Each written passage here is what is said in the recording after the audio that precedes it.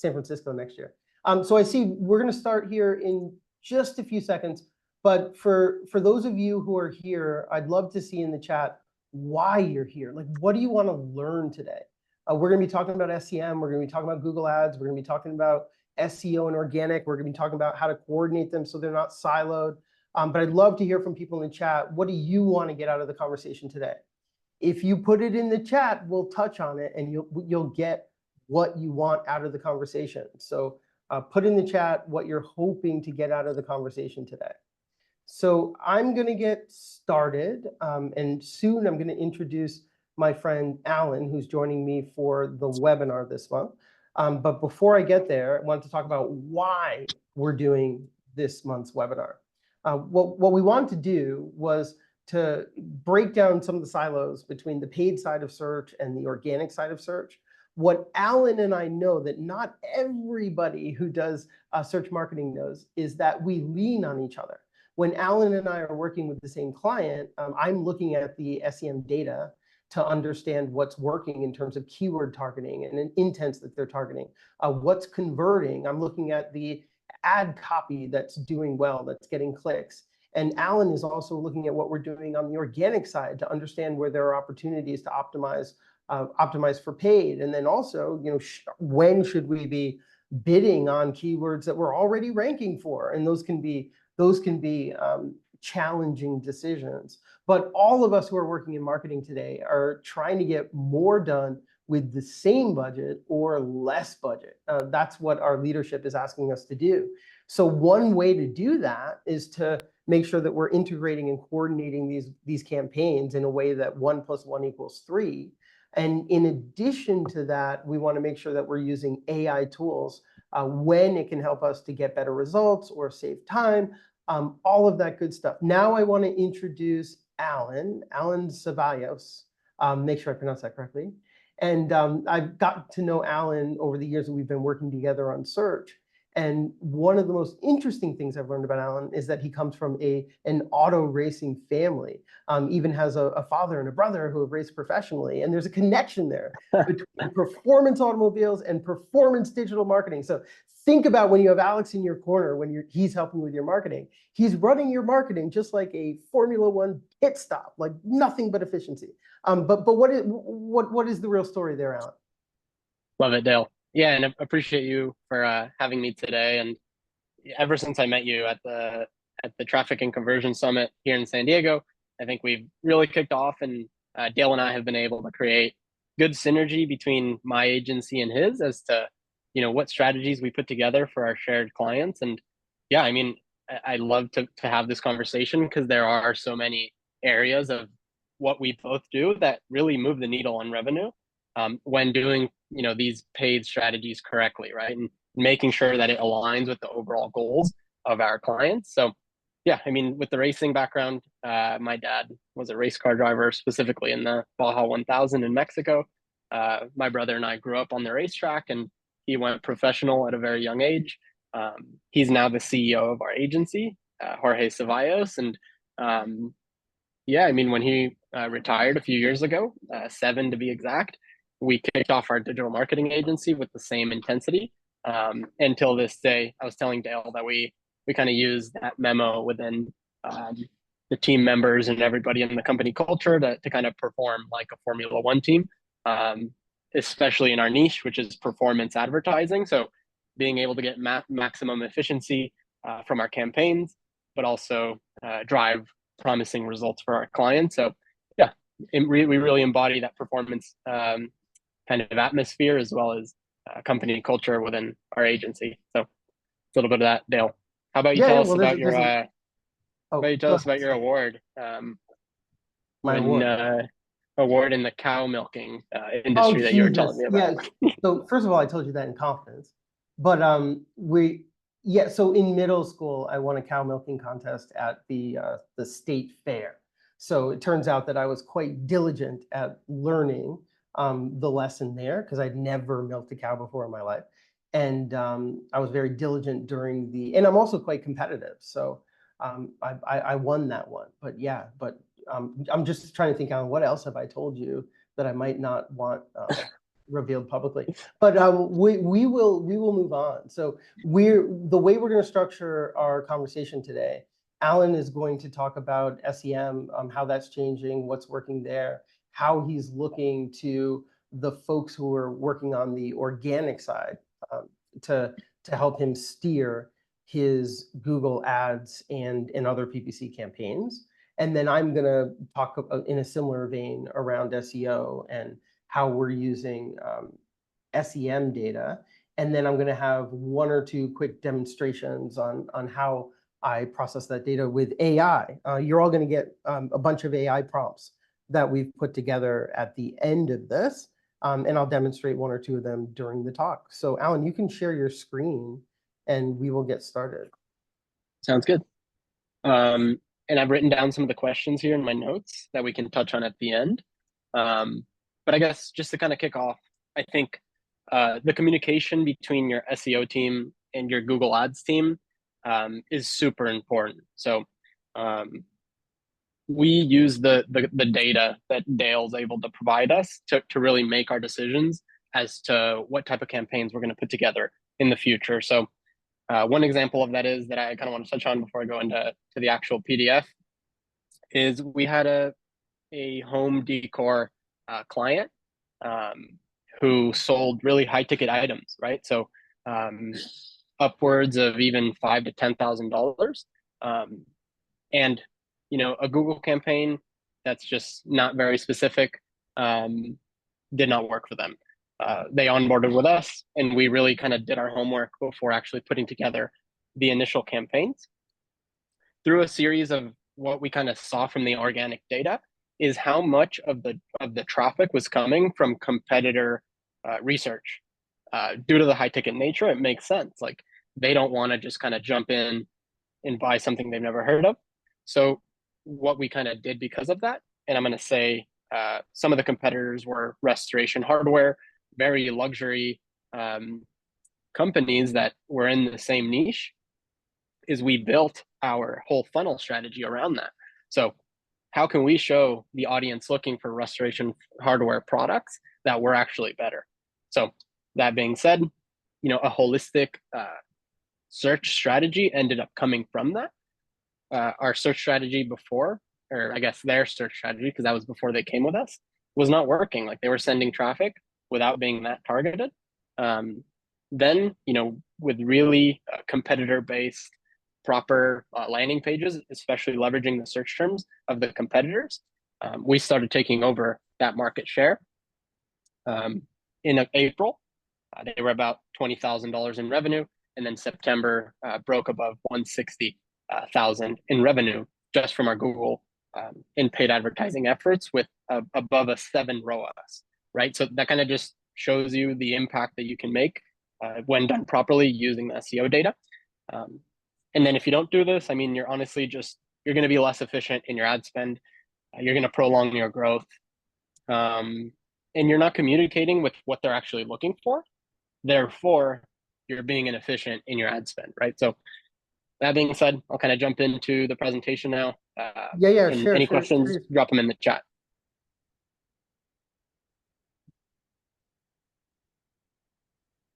All good right there, Dale? You can see it? Yes. Cool. All right. So yeah, I mean, a little bit of background on myself.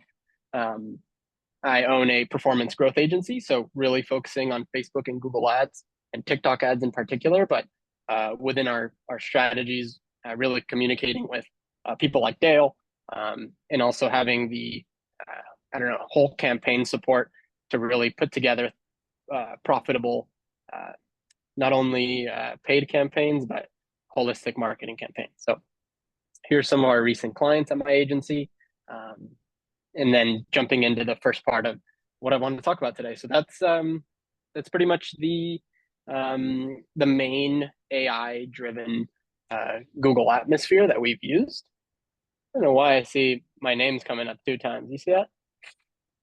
It's on mute, but anyways, yeah. So Google PMax, Smart Shopping, and Dynamic Search Ads have been pretty much the leading AI, tools from Google that we've been using. I'm sure you guys know what PMax is, but for the most part, it encompasses all the placements, and then Google AI kind of does its bidding, budget optimization, audiences, and then creative placements as to how it thinks your campaign would run the best.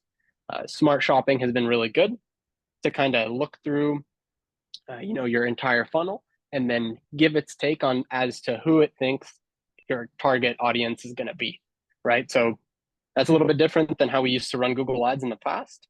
Back then, we had to be very much spearheading the strategy on that end. Now we can kind of take a step back, guide it in the proper direction, which is why I think it's important to have an agency who knows what you can kind of put there, but then kind of letting it run. After a solid amount of ad budget, we can then pull a Google search term report and see where do these conversions come from, what are they looking up, and kind of use that information to then give it to Dale for him to continue iterating on the SEO side of things. Now, why have we taken a more funnel driven approach at our agency? That's due to that, right? It's due to the platforms favoring less targeting and more strategic messaging. So in this case, this landing page was very much built off of being very intentional with our messaging, but also including some of the search terms and search queries that people are looking for when they're comparing our product to another, right? So in this case, a very holistic landing page that had one objective, which was in this case, unlock 20% off. And we want to be very intentional with what we're putting together and showing these people to let the Google algorithm know where we want them to go. If your website's all over the place, the algorithm's going to take you in the wrong direction, right? So you want to be very specific and very intentional.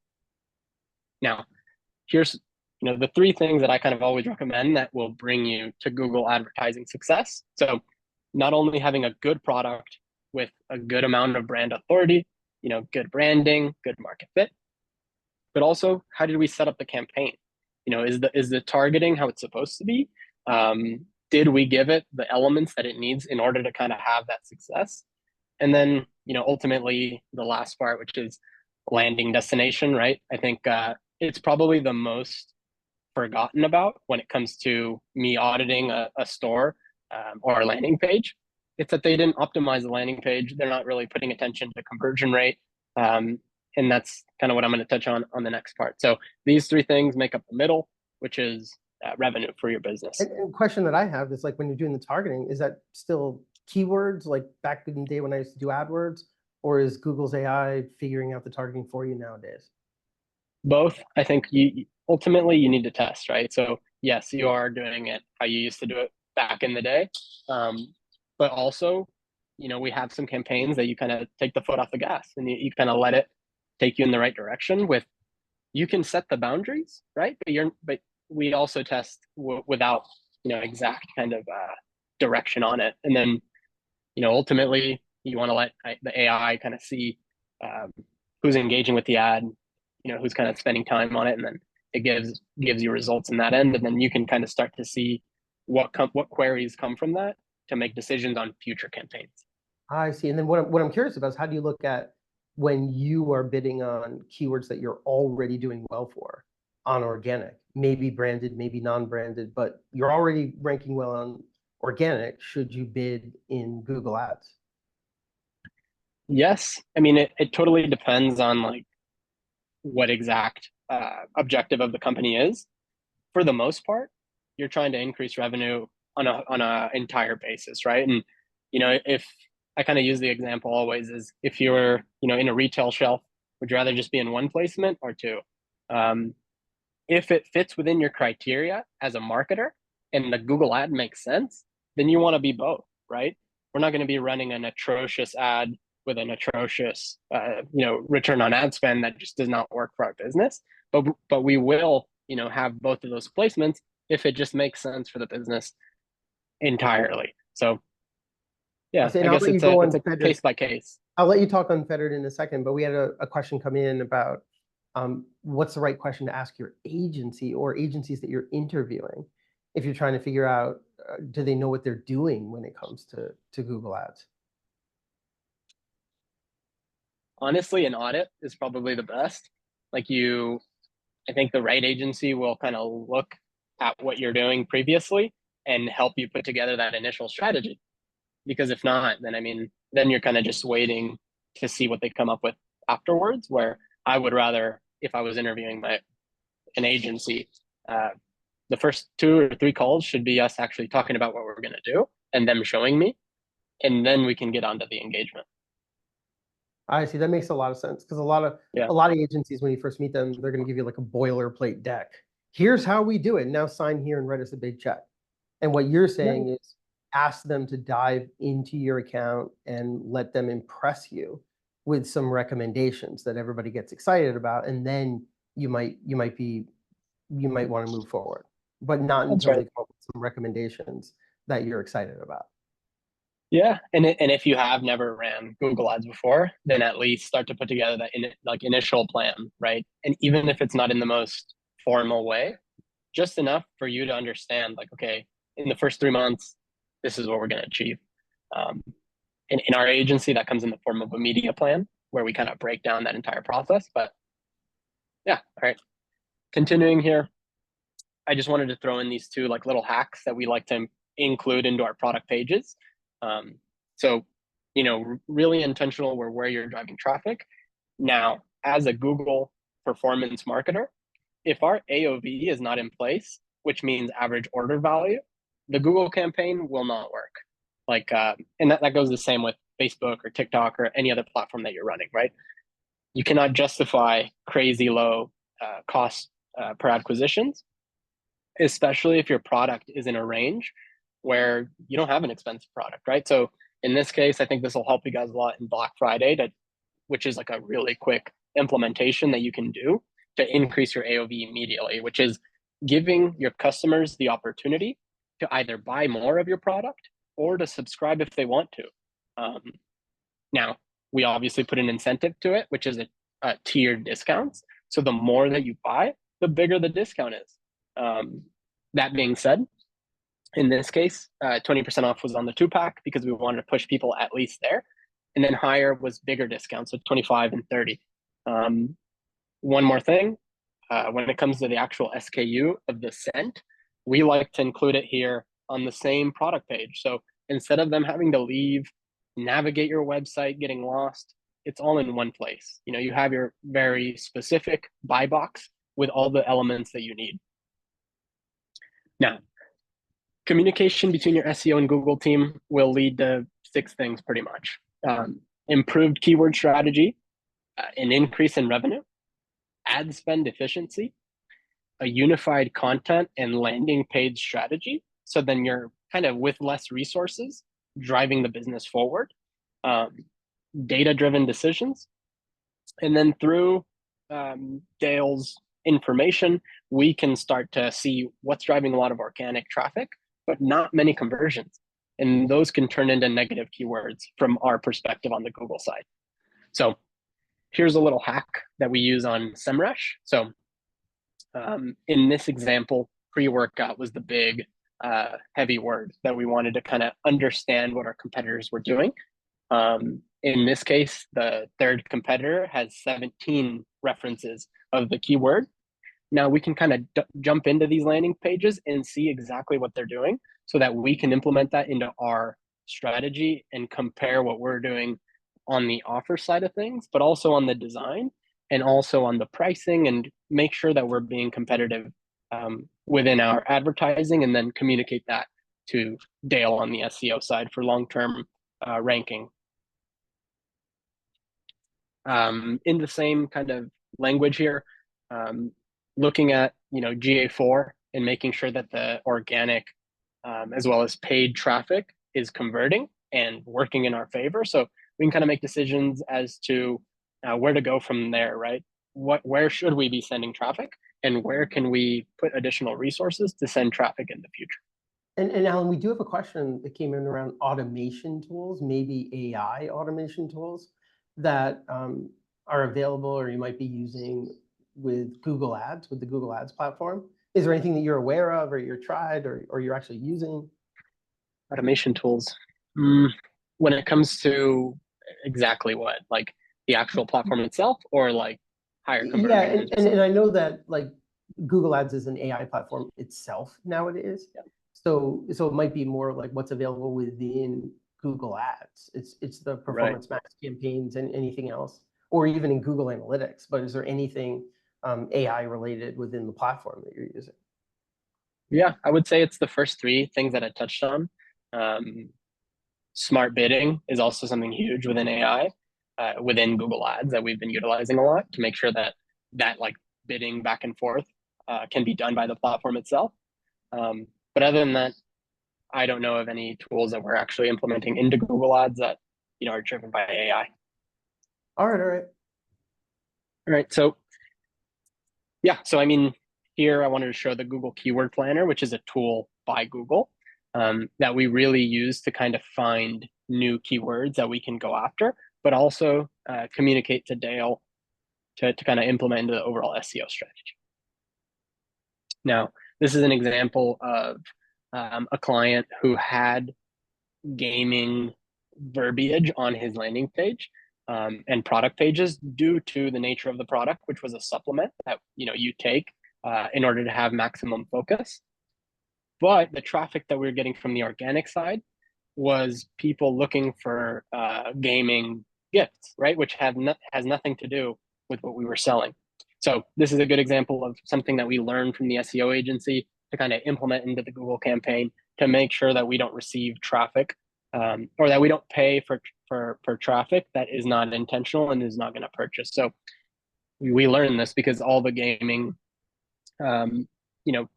clicks that we were getting, they weren't looking for this. They were looking for games or gifts for gamers, right? Which had nothing to do with the new traffic that we were selling.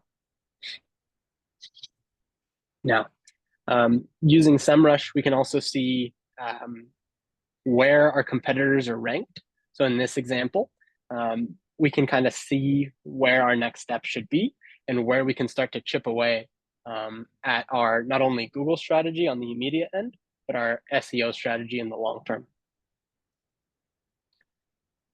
Now, with Auction Insights, it's a tool kind of provided by Google.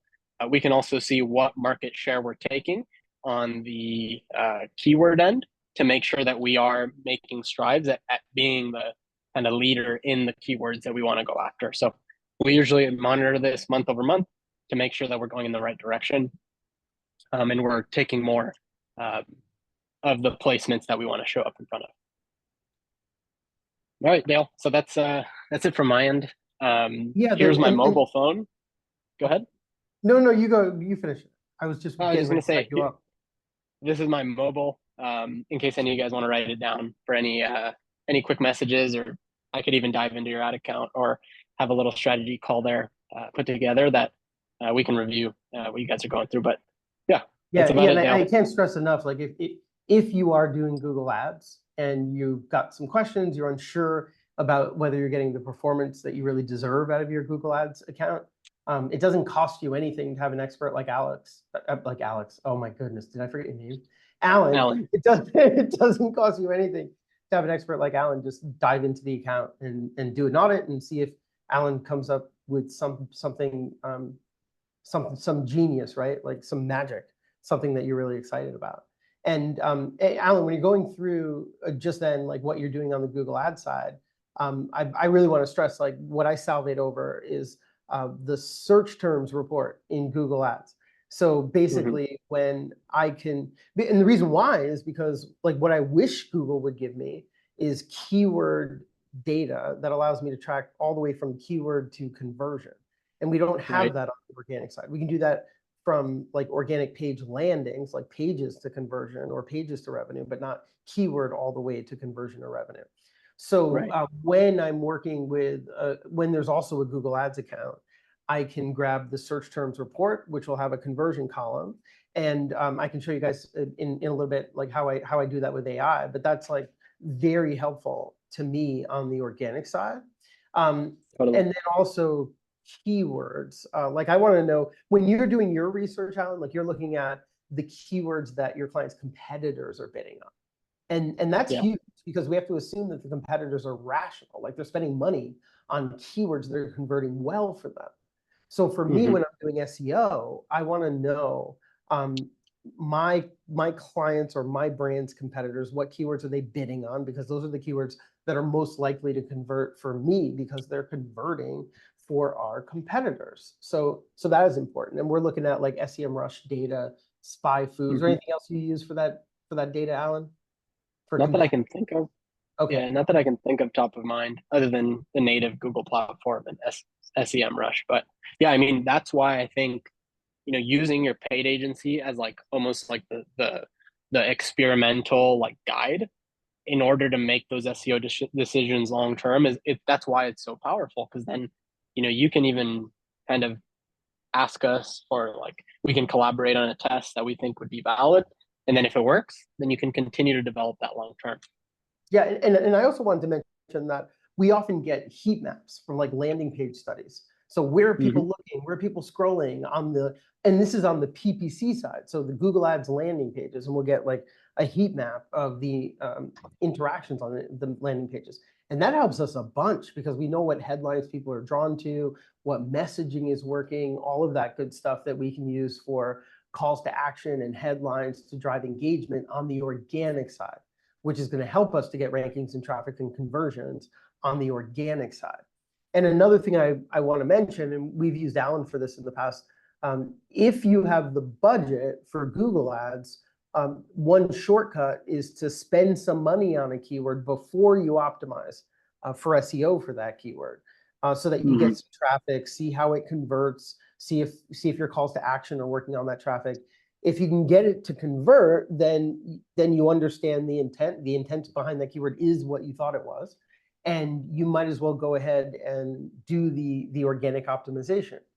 The reason why we like to sometimes bid on the keywords first on the paid side is because you could do that today. You can get results in 24 hours compared to SEO, which takes a while. The good Hmm. thing about SEO is you're getting free traffic.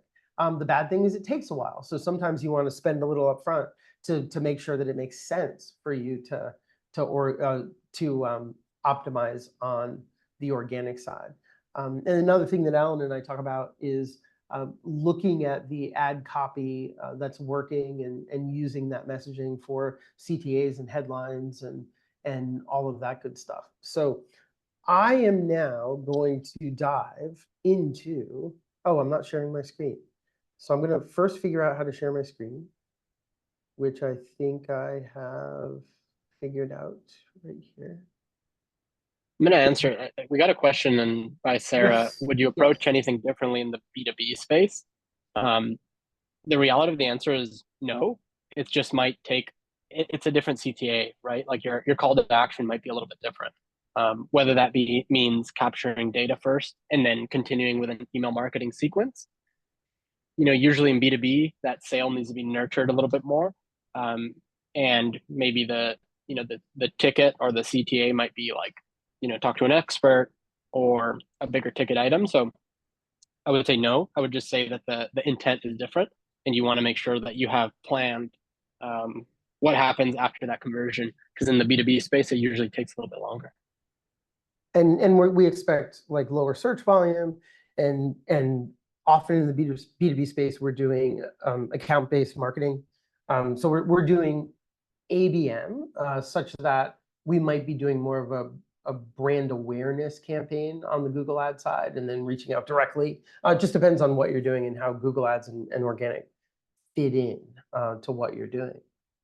So I've introduced myself. I'm Dale Bertrand for those of you who have not met me. And I have a technical background. I now do marketing. I run Fire and Spark. We're an SEO agency. We only do SEO strategy.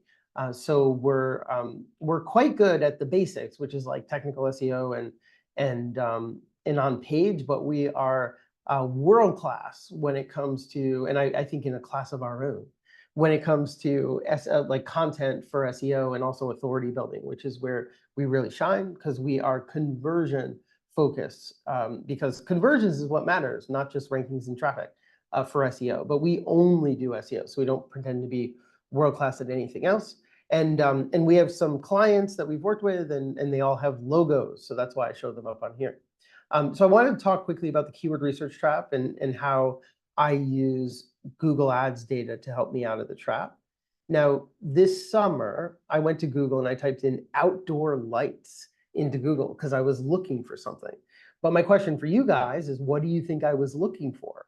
Was I looking for a light fixture? Or was I looking for a contractor to install my outdoor lights? Or was I looking for light bulbs? Or was I looking for like solar outdoor lights? If anybody has any idea, feel free to let me know.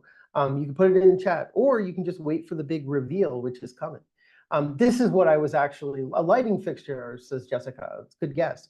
But this is what I was looking for. Anybody know what these are? I can tell you they're solar lights. These are the ones that I actually bought.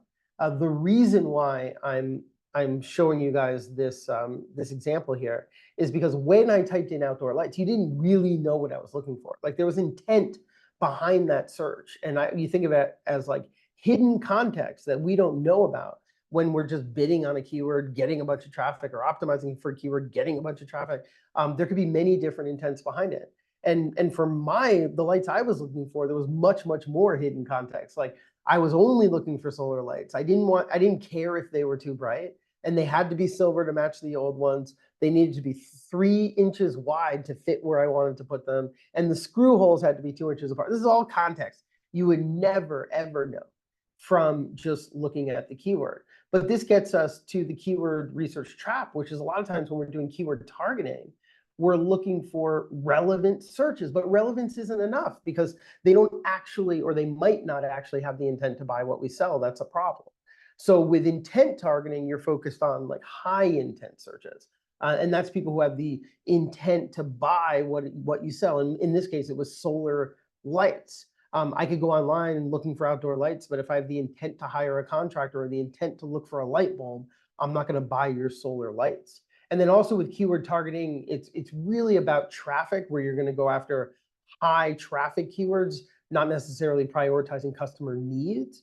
And then keyword targeting makes sense for lexical search. That's when a search engine is looking for words on a page, not for semantic search, which is what Google's doing nowadays. And Google is understanding what the real intent is behind keywords and what the meaning of everything on your pages online actually is to match things up. Now I'm gonna skip ahead here. When you are doing SEO on the organic side, we want to understand like how does Google determine intent? But Google's looking at like the context of your search to understand what people are actually searching for.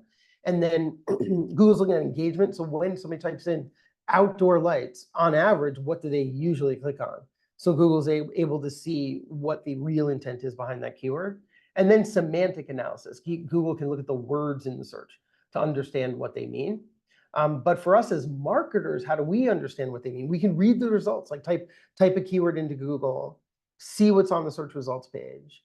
And that's how we can figure out what Google knows about the keyword in terms of what people are actually searching for and what the actual intent is for that keyword.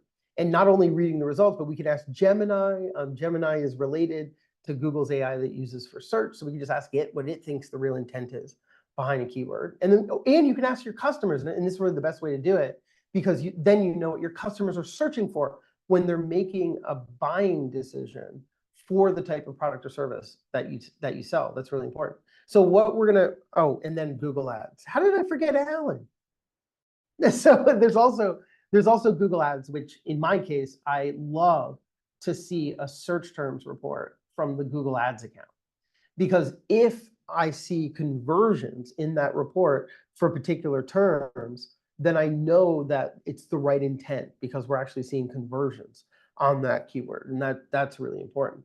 Now I have 2 prompts here I'll show you. This is one that I use to determine intent with some context. So I'll say, here's some keywords. Describe the intent behind each keyword by explaining the searcher's motivations, what they might be hoping to learn, their emotional or informational needs, and the possible context of the search. Now you can see how this is what I would give to Gemini, by the way, because I want Gemini to tell me what it thinks the intent is. And also I have a longer version of this where I tell it to give me search intents to begin with a verb so that I get something like apply for a mortgage or buy a new car or find a college for an art major or something like that. And then one more prompt here. this is a prompt that I'm using to look at the search terms report. So when my Google Ads guy gives me a search terms report, I will say, analyze this Google Ads search terms report to identify which search intents are driving conversions versus the search intents that are just driving traffic.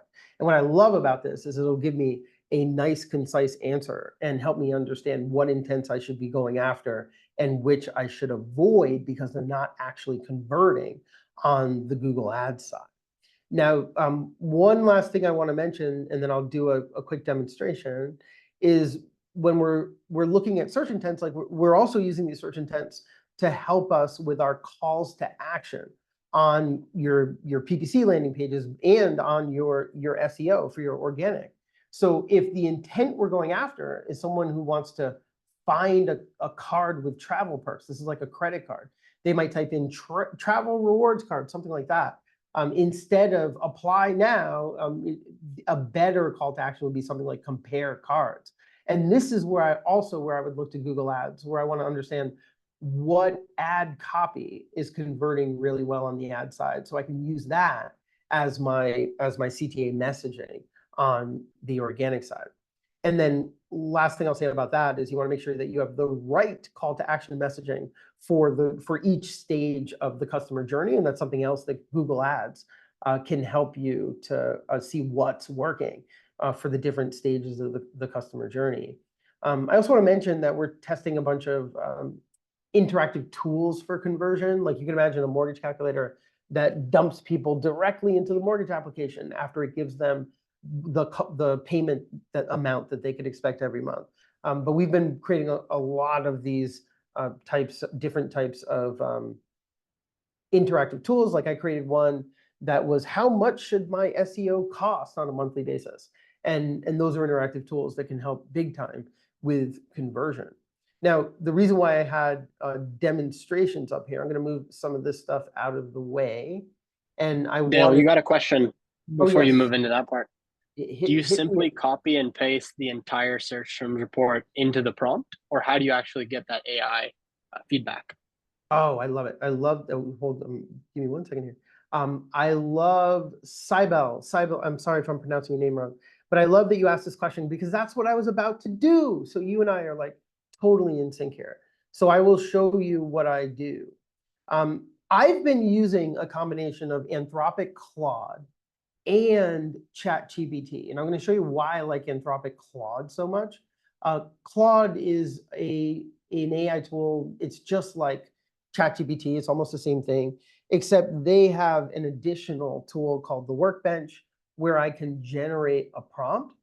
And in this case, so basically Claude is writing the prompt for me, and it does do a better job writing prompts than I do. So let's say I go, and I'm going to show you guys how I use this, because this is what I would really do in this case.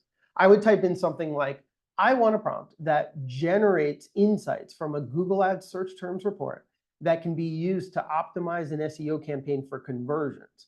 Include example keywords in the insights that the prompt generates. So now I'm telling Anthropic Claude to generate the prompt, and you can see it's doing it here, and it's giving it put in a little placeholder up here that you can see for the search terms report. So what I could do is I could paste the search terms report into the prompt, but that does not seem like the right way to do it, or that's not the easiest way to do it by far. So I get rid of that. I always read through the prompt it gave me and make sure it's good. For the sake of this, I'm just going to pretend it's perfect and move over to ChatGPT, because in ChatGPT, what I want to do is I want to upload from the computer a search terms report, and we're just going to see what I just happen to have one. And I spelled that wrong, but it doesn't matter. Oh, isn't that funny? When I did that, it disappeared. Okay, there it is. So I just copied the search terms report into ChatGPT. Now it's uploading. So the answer to your question is I'm uploading the search terms report into ChatGPT. Now I'm going to give it that big prompt, and I'm just pasting it in. This is a big prompt you guys can see. that Anthropic Claude created for me. And this is a nice prompt. I guess I shouldn't skip over that. Like the prompt is much more detailed than what I came up with. And it's better. Like it's saying, make sure you report on the following aspects, like the high performing search terms by conversion, by click-through rate, by cost, and the lowest performing, and the search patterns that you see and themes that you see, and long tail keyword opportunities that you recognize on the organic side, and the user intent that you see behind the search term. Like this is pretty good. This is pretty good. And even gives like an output format. And I'm not sure, you know what I'm going to do? I'm going to live dangerously, and I'm going to let ChatGPT decide on the output format so that we're not constrained to only what the prompt is telling it to do. So now I'm running this prompt. And anytime I run a prompt live, I get nervous. I cross my fingers because sometimes ChatGPT doesn't work. But today I'm in a good mood, so we're going to hope for the best. And what it's doing is it's analyzing the spreadsheet. You can see you can actually interact with the spreadsheet up here. While it's running, we can take a look at that. You can make it bigger and see the whole thing, but I'm going to make it smaller so that I can see our results. And now it's starting to give us results. And I should mention that this search terms report has data for a Google Ads campaign that is for a company that does adult autism testing. So not testing kids for autism, but testing adults for autism. But it's giving me some great insights, like what the highest converting search terms are and the relevance to SEO and how we could be using those search terms. It's telling us what are the lowest performing search terms by click through, and that's interesting. And then what we should be doing from an SEO perspective. And it's telling us to leverage long tail keywords for niche opportunities on the organic side, which is awesome. And then optimizing for user intent across different themes like autism testing, autism diagnosis. And it's giving us some specific advice here around what we should be doing for SEO. And and I'm going to read some of this. In case most users are likely seeking diagnostic services, this means that SEO efforts would lean towards transactional content with clear service. Oh, isn't that interesting? It's saying that the searches that we target on the organic side should have clear intent to find a service. Thus, it's transactional and much more likely to convert, which makes a lot of sense. And it's basically saying don't go after informational keywords because the data that it's seeing in the search terms report is telling it that those informational keywords don't convert, which makes a lot of sense. And then identify and plan for seasonal trends. I don't think it found any. Observation. If the data shows peaks during seasonal trends, there's been an opportunity relevance to SEO. I don't think it actually found any seasonal trends. If it did, it would have told us. And then it's giving us an overall summary here. Prioritize the high converting search terms. And it gave us a bunch of them up front. But watch this, because I think this is what I would do next. I would say, give me a list of the high converting search terms, because that's what I want to know. Like, what are those that I should go after? And then I want to understand like what the competition might be for those search terms. And then it's also saying enhance content for the low performing keywords, reevaluate the low performing terms and optimize the pages better with search intent. And I don't understand that because that's low performing. Ensuring on page, I don't understand that one. Maybe it's just completely wrong and we need to ignore it. Target long tail keywords, optimize for user intent and seasonal content. So these are nice recommendations. This one I don't understand. A lot of times I ask it for like 10 recommendations and half of them are awesome and half of them are just like maybe too obvious or just wrong.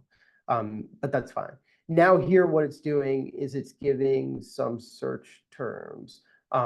Adult autism diagnosis, adult autism testing near me, adult autism diagnosis. You can see why these are the best keywords because these are people who are searching for a service. And then we could dig deeper into so much more of this. Like if it found seasonal trends, we'd want it to help us understand optimizing across themes.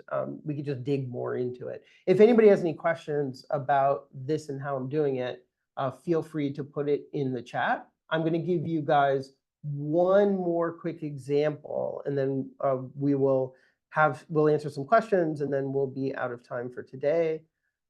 We do have one question, which is how do you have, or Dale, do you have a recommendation on what we can pull from SEMrush? I'm primarily using SEMrush for competitive data. I want to understand what my competitors are bidding on and what they're spending a lot of money on, because I'm assuming that my competitors are rational and they're spending a lot of money on keywords that convert really well for them. And those might be keywords that convert really well for me, and I want to optimize for them in Google Ads and on the organic side. But that's one of the things that I'm using SEMrush for.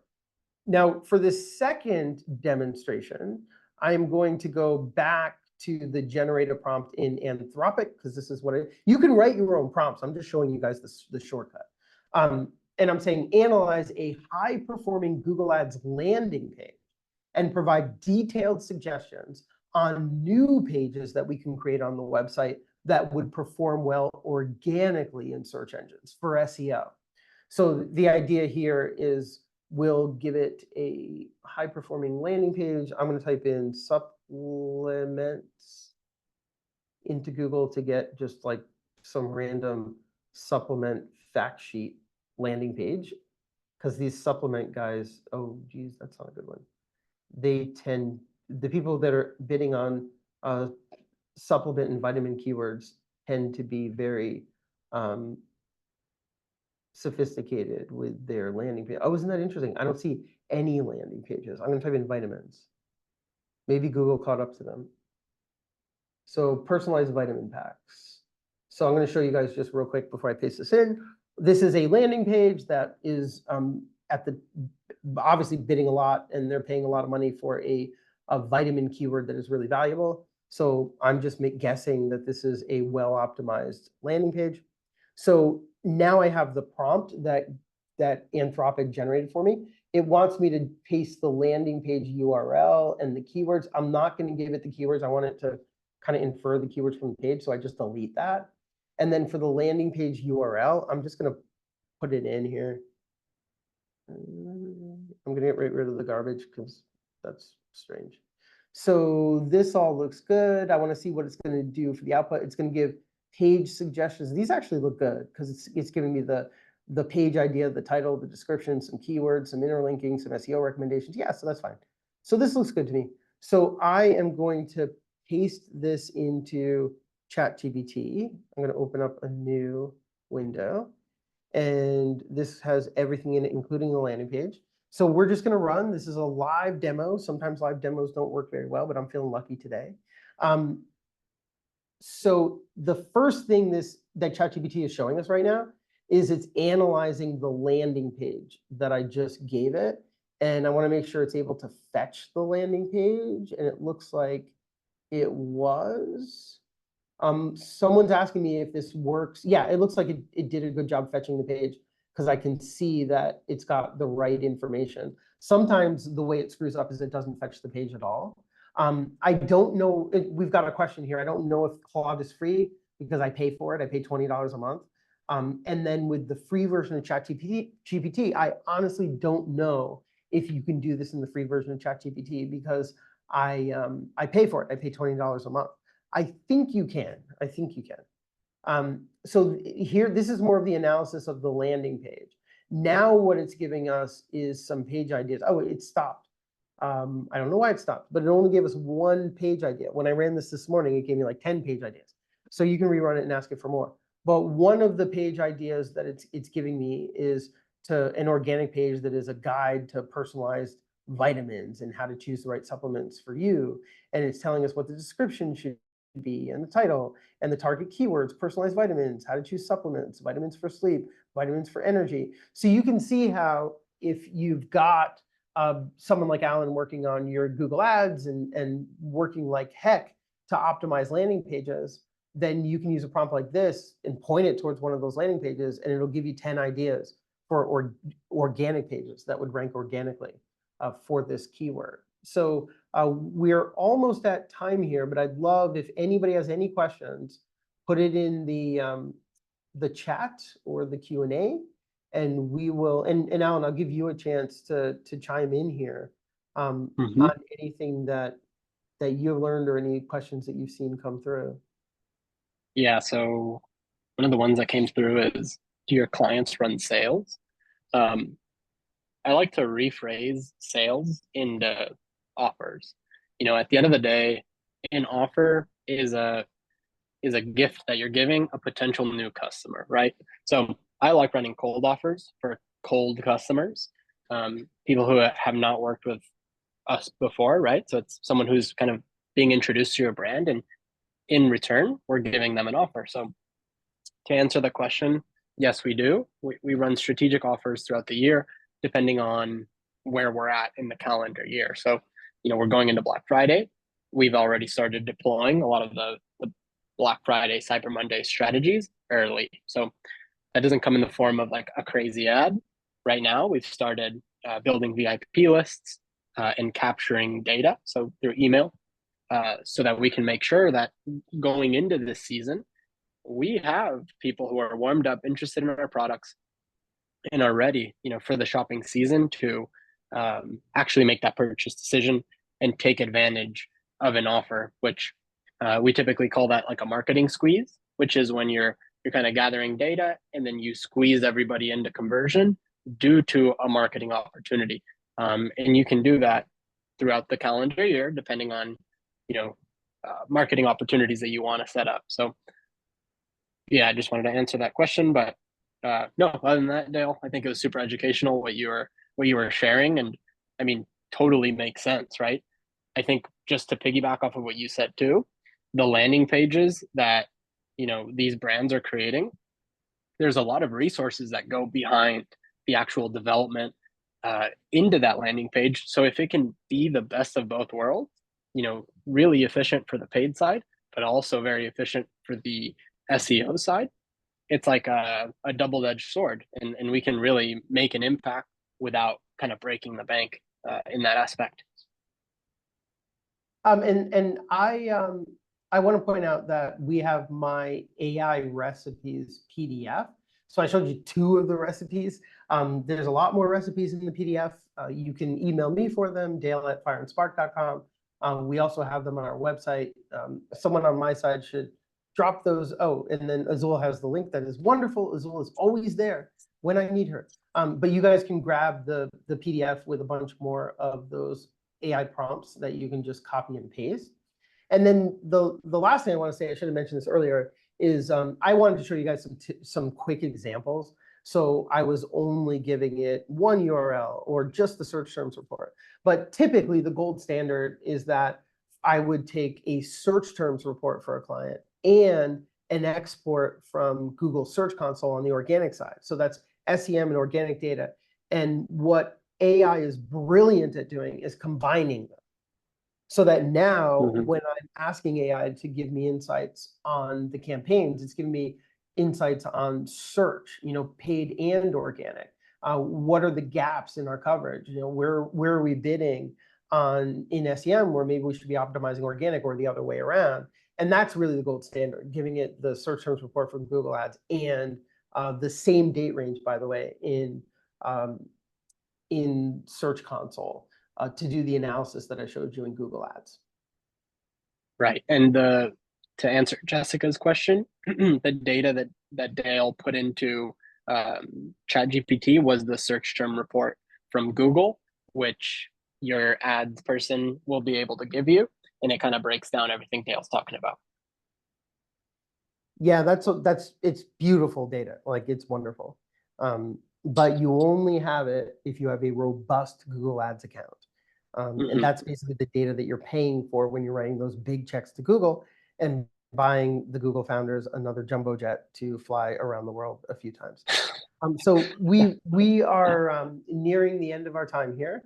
And I want to thank Alan again for being here. It's wonderful when we can start to break down those silos and talk about like how we really work. We're looking for the best data that we can find to optimize our campaigns. So Alan, thank you for joining me this month on the Fire and Spark webinar. No, of course. Thank you for inviting me. And yeah, I think the biggest takeaway is the communication between Google and with SEO, because we understand as the Google agency that we want to make sure that the SEO is in good health long term, because that's what will really give the exponential growth for the businesses that we work with. So using Google Ads as a tool that will always be in some part experimental, but making sure that we solidify our strategy with SEO is really what kind of scales businesses long term. And the last thing I'll say just before we sign off here is if you're working with an agency that's doing both your Google Ads and your organic, ask them how they are coordinating those two campaigns. They may or may not have a good answer. They probably don't, because their SEO guy probably like sits in the closet and they pay the big bucks to the paid guy, or the other way around. But so thank you everybody for joining us. We'll have another webinar next month on a different topic. Azul knows what it is. I don't remember. And we will see you next month. Thanks for joining us today. Thank you guys for joining.